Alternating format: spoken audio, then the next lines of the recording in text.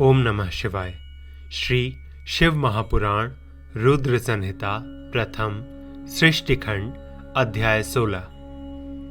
यज्ञदत्त कुमार को भगवान शिव की कृपा से कुबेर पद की प्राप्ति तथा उनकी भगवान शिव के साथ मैत्री। सूत जी कहते हैं, मुनीश्वरों, ब्रह्मा जी की यह बात सुनकर नारद जी ने विनय पूर्वक उन्हें प्रणाम किया और पुनः पूछा, भगवान भक्त वत्सल भगवान शंकर कैलाश पर्वत पर कब गए और महात्मा कुबेर के साथ उनकी मैत्री कब हुई? परिपूर्ण मंगल विग्रह महादेव जी ने वहां क्या किया? यह सब मुझे बताइए। इसे सुनने के लिए मेरे मन में बड़ा कौतूहल है। ब्रह्मा जी ने कहा, नारद सुनो, चंद्रमौली भगवान शंकर के चरित्र का वर्णन करता हूं। वे कैसे कैलाश पर्वत पर गए और कुबेर की उनके साथ किस प्रकार मैत्री हुई, यह सब सुनाता हूं। कांपिल्य नगर में यज्ञदत्त नाम से प्रसिद्ध एक ब्राह्मण रहते थे, जो बड़े सदाचारी थे। उनको एक पुत्र हुआ जिसका नाम गुणनिधि था। वह बड़ा ही दुराचारी और जुआरी हो गया था। पिता ने अपने उस पुत्र को त्याग दिया। वह घर से निकल गया और कई दिनों तक भूखा भटकता रहा। एक दिन वह नैवेद्य चुराने की इच्छा से एक शिव मंदिर में गया। वहां उसने अपने वस्त्र को जलाकर उजाला किया। यह मानो उसके द्वारा भगवान शिव के लिए दीपदान किया गया।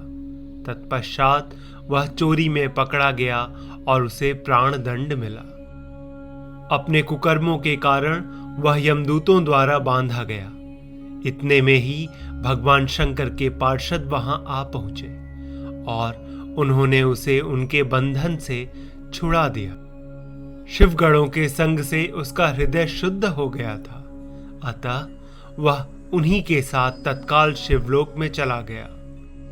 वहां सारे दिव्य भोगों का उपभोग तथा उमा महेश्वर का सेवन करके कालांतर में वह कलिंगराज अरिंदम का पुत्र हुआ।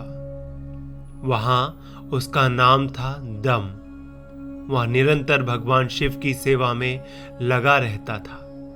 बालक होने पर भी वह दूसरे बालकों के साथ शिव का भजन किया करता था। वह क्रमशः युवावस्था को प्राप्त हुआ और पिता के परलोक गमन के पश्चात राज सिंहासन पर बैठा। राजा दम बड़ी प्रसन्नता के साथ सब ओर शिव धर्मों का प्रचार करने लगे। भूपाल दम का दमन करना दूसरों के लिए सर्वथा कठिन था। ब्राह्मण समस्त शिवालयों में दीपदान करने के अतिरिक्त वे दूसरे किसी धर्म को नहीं जानते थे। उन्होंने अपने राज्य में रहने वाले समस्त ग्रामाध्यक्षों को बुलाकर यह आज्ञा दे दी कि शिव मंदिर में दीपदान करना सबके लिए अनिवार्य होगा। जिस जिस ग्रामाध्यक्ष के गांव के पास जितने शिवालय हों, वहां वहां बिना कोई विचार किए सदा दीप जलाना चाहिए। आजीवन इसी धर्म का पालन करने के कारण राजा दम ने बहुत बड़ी धर्म संपत्ति का संचय कर लिया। फिर वे काल धर्म के अधीन हो गए। दीपदान की वासना से युक्त होने के कारण उन्होंने शिवालयों में बहुत से दीप जलवाए और उसके फलस्वरूप जन्मांतर में वे रत्नमय दीपों की प्रभा के आश्रय हो अलकापुरी के स्वामी हुए। इस प्रकार भगवान शिव के लिए किया हुआ थोड़ा सा भी पूजन या आराधन समयानुसार महान फल देता है। ऐसा जानकर उत्तम सुख की इच्छा रखने वाले लोगों को शिव का भजन अवश्य करना चाहिए। वह दीक्षित का पुत्र, जो सदा सब प्रकार के अधर्मों में ही रचा पचा रहता था, दैव योग से शिवालय में धन चुराने के लिए गया और उसने स्वार्थवश अपने कपड़े को दीप की बत्ती बनाकर उसके प्रकाश से शिवलिंग के ऊपर का अंधेरा दूर कर दिया। इस सत्कर्म के फलस्वरूप वह कलिंग देश का राजा हुआ और धर्म में उसका अनुराग हो गया। फिर दीप की वासना का उदय होने से शिवालयों में दीप जलवाकर उसने यह दिक्पाल का पद पा लिया।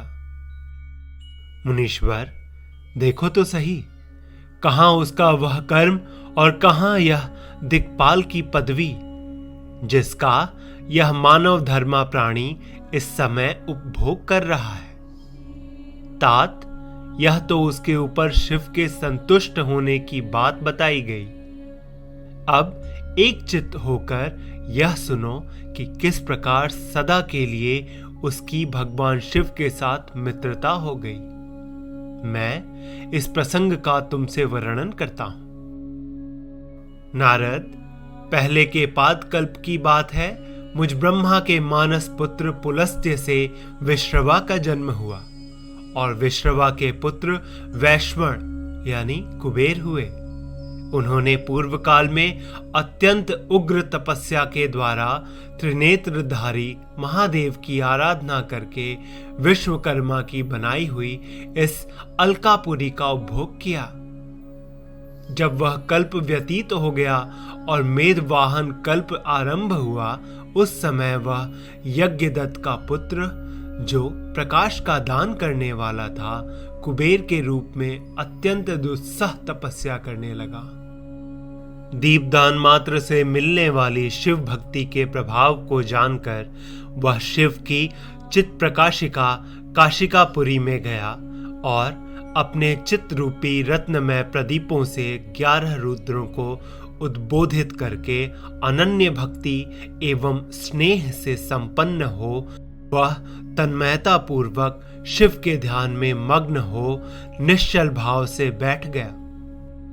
जो शिव की एकता का महान पात्र है, तप रूपी अग्नि से बढ़ा हुआ है, काम क्रोध आदि महाविघ्न रूपी पतंगों के आघात से शून्य है, प्राण निरोध रूपी वायु शून्य स्थान में निश्चल भाव से प्रकाशित है, निर्मल दृष्टि के कारण स्वरूप से भी निर्मल है तथा सद्भाव रूपी पुष्पों से जिसकी पूजा की गई है।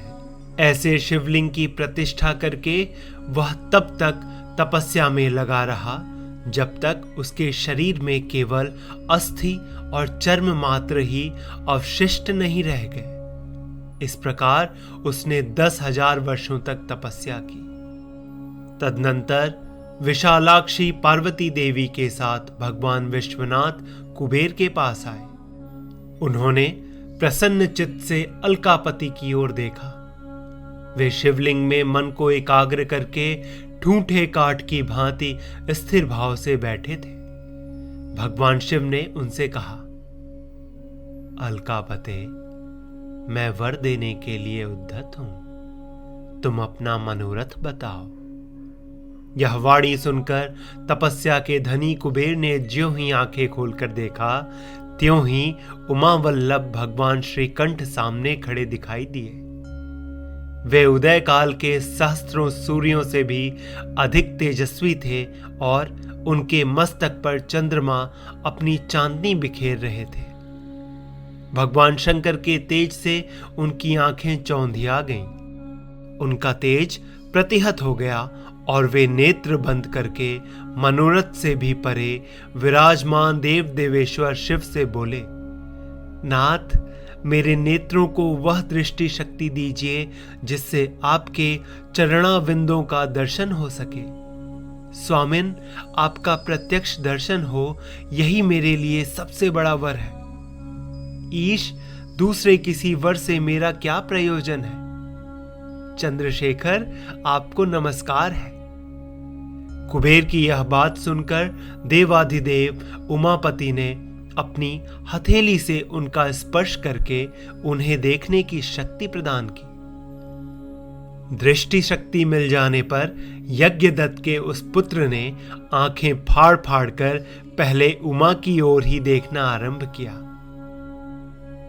वह मन ही मन सोचने लगा, भगवान शंकर के समीप यह सर्वांग सुंदरी कौन है? इसने कौन सा ऐसा तप किया है जो मेरी भी तपस्या से बढ़ गया है? यह रूप, यह प्रेम, यह सौभाग्य और यह असीम शोभा सभी अद्भुत है।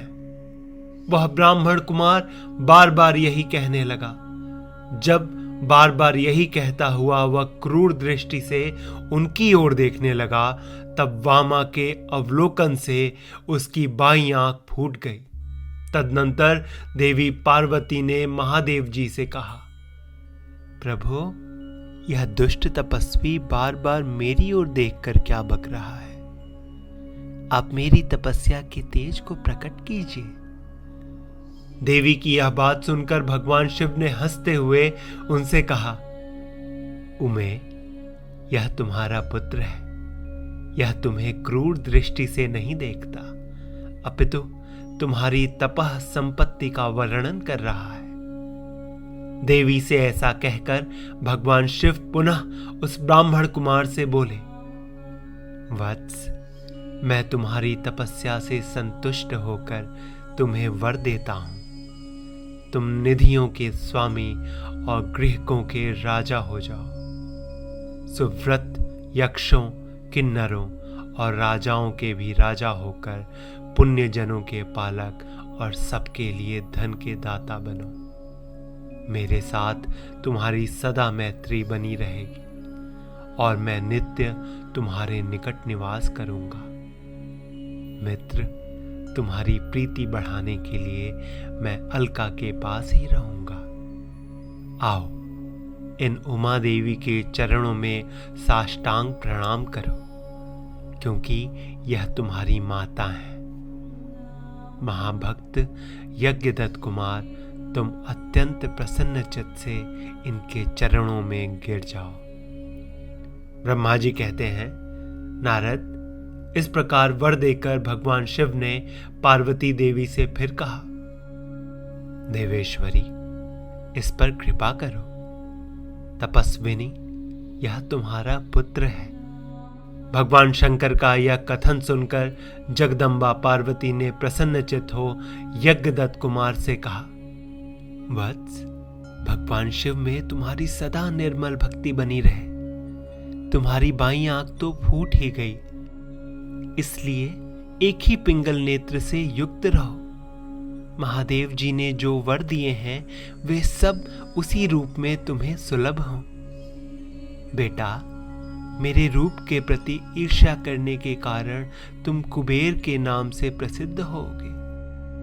इस प्रकार कुबेर को वर देकर भगवान महेश्वर पार्वती देवी के साथ अपने विश्वेश्वर धाम में चले गए। इस तरह कुबेर ने भगवान शंकर की मैत्री प्राप्त की और अलकापुरी के पास जो कैलाश पर्वत है वह भगवान शंकर का निवास हो गया। ओम नमः शिवाय। प्रिय शिव भक्तों, अगला अध्याय हमारे अगले एपिसोड में सुने। हर हर महादेव।